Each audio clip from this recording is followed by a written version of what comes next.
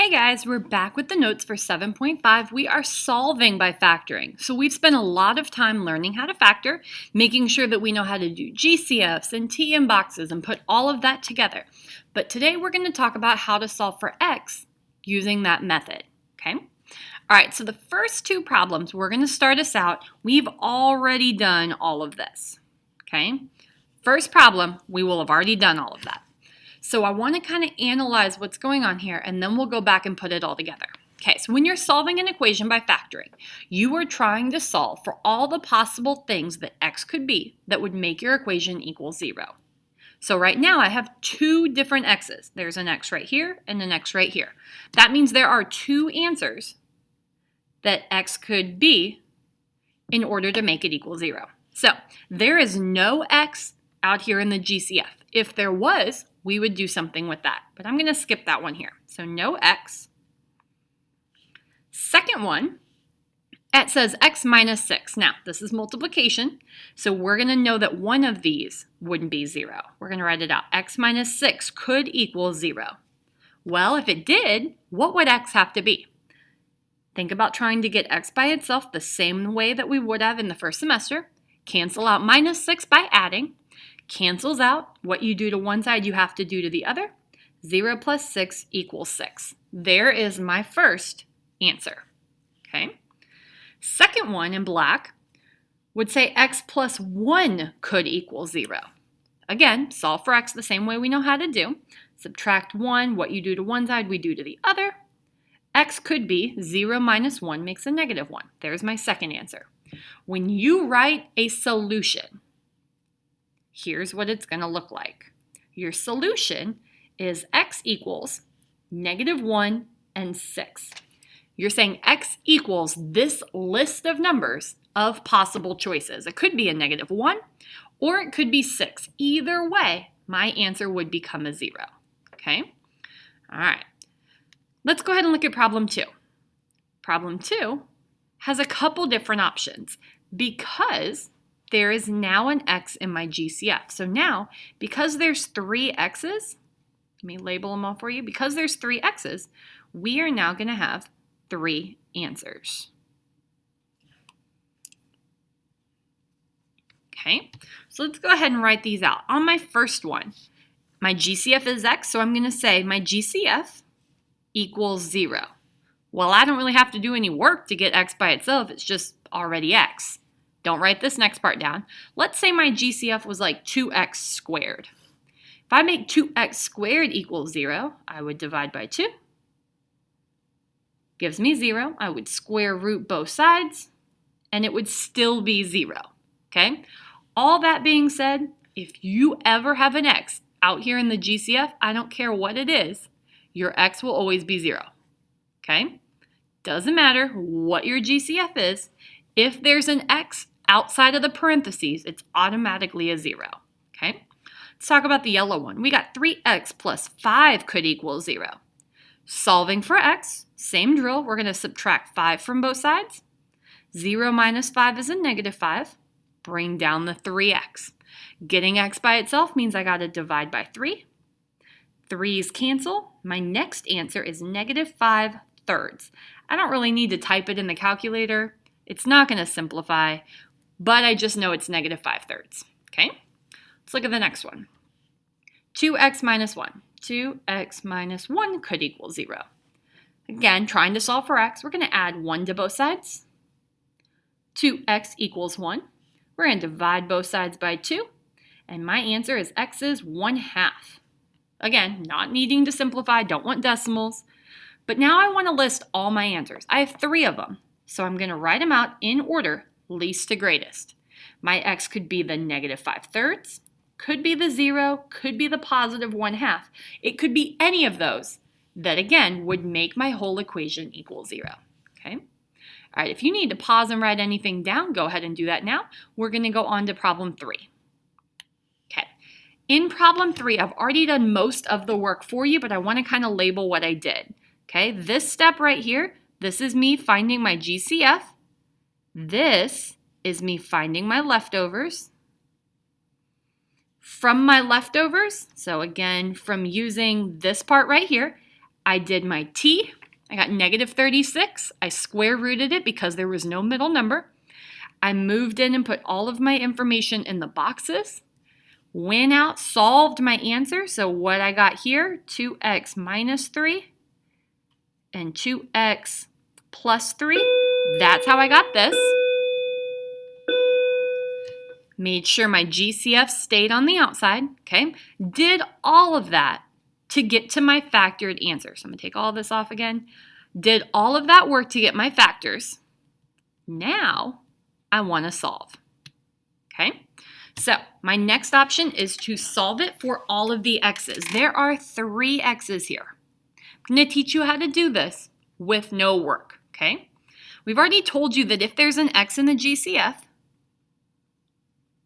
that x is automatically a 0, okay? The next thing I'm going to show you is how to quickly get your other ones out of the parentheses. Here's what you're going to do. Look at this middle section. How would I normally cancel that to solve? Well, the first thing I would do is cancel out the 3 by subtracting 3. Then cancel out the 2 at the end by dividing. So, fun fact, that's my next answer. If I move move to the other parenthesis, this guy, if I say how would I normally cancel him? Well, I would add 3 to the other side and then divide by 2. Well, there's my my third answer. Now I have 3 of them. I'm going to list them out from least to greatest. Negative 3 over 2, 0, and positive 3 over 2. That's a full solution. So if you can do that answer without all of this little shaky part, I'm good with that. My goal is that eventually you will be able to do that, okay? All right, let's go ahead to the next page. All right, I'm going to do problem number 7. Problem 7, first thing I'm looking for is, does it equal 0? Well, no. I can't start looking for a GCF or do a T in a box or anything because this guy is on the wrong side. I need to move him, okay? So the first thing I'm going to do is write that out. 3x squared minus 10x. I'm going to put my 8 on the other side, and I want it to equal 0. Now, here's the thing. If you move it to the other side, you have to change its sign. By that, I mean it used to be a negative. When I move it to the other side, now it's a positive, okay? Once I get that far, now I can start worrying about GCFs and T's and boxes, okay? I'm going to make a little note that there is no GCF on this problem. There's nothing that's going to go into 3, 10, and 8. So I move on to my next part. I'm going to do my T at 24, and I'm looking for numbers that can multiply to 24, but add up to a negative 10, and that option is going to be a negative 4 and a negative 6. I'm going to take all those nice pieces, and I'm going to put them into my box. We're going to take those 4, so 3x squared, negative 4x, negative 6x, and a positive 8. Now, you may be thinking 4 and 6 don't make 8. They don't have to. I can solve this box by focusing on what on the outside multiplies to make the inside. So I could put a 3x here and an x here, but I know that that 3 isn't going to go into 4. So instead, I'm going to put him over here. That 3 now can go into 6, right? As his partner, he would need a negative 2 to make negative 6, which is great because 2 goes into negative 8. What would that need as his partner? Well, it would need a 4. But how do I make sure it doesn't come out to be a negative 8? Well, I would need 2 negatives, so a negative 4. Those are going to be my factors now. We got 3x minus 4, and we got an x minus 2. Again, we're still keeping it equal to 0. I'm going to look at my problem, and I'm going to ask, how many x's do I see? Well, there's only 2. There wasn't a GCF, so there's no third one. But in this problem, I'm going to go ahead and do quick changes. So on the first parenthesis, I would add 4 to cancel it, and then divide by 3. That's my first answer. On the second problem, all I would need to do is add 2 to cancel it. That's my second solution. We're going to list them out from least to greatest. 4/3 is like 1 and a decimal, so we're going to write him first. 4/3, comma, positive 2. That's my answer to number 7. Okay? I'm going to do one more just so you can kind of see the process of changing signs. Let's go ahead and look at number 5. Okay, number 5, again, that 60 is on the wrong side, so I'm going to move him. I'm going to make a note that I am changing him to a negative. So my new problem is going to say 4x squared plus 8x minus 60 equals 0. So I have a minus sign right in here. Okay? There is a GCF this time. So I'm going to go through and I'm going to divide everybody by 4. Not 4x, just 4. Okay? That 4 is going to go on the outside of my leftovers, and it's going to say I got an x squared plus 2x minus 15. All right. I'm going to go ahead and make a t in a box for that problem. So I'm working with negative 15. Okay, I need to add up to a positive 2, so how about negative 3 times a positive 5? That would multiply to make negative 15, but add up to make a positive 2. We're going to steal these 4 pieces, so we got x squared, negative 15, negative 3x, and 5x, and we make the boxes work. We got xx, a plus 5, and a minus 3. We like these when it's a plain x squared, okay? Let's bring down my factors. We're putting these right off the boxes here. We're going x minus 3 and x plus 5. Do not forget your GCF is 4, okay?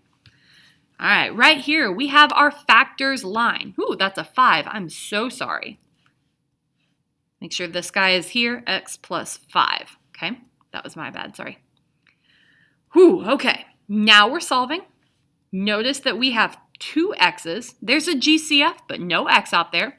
So I have 2 x's. This one would be a positive 3 because there's no number out front that I'm dividing by. This one would be a negative 5. Again, there is no number out front that I'm dividing by. So if my answers are, in order, negative 5 and a positive 3. Okay, this is what a full problem should look like. Now, if you are seeing this video and you're in Unit 8, I did the same notes again, and that's because the focus of this should not be factoring anymore, it should be solving. So I know that you didn't get the problems worked, but these notes should help you finish 8.1. If you have questions, go ahead and come see me. Have a good one.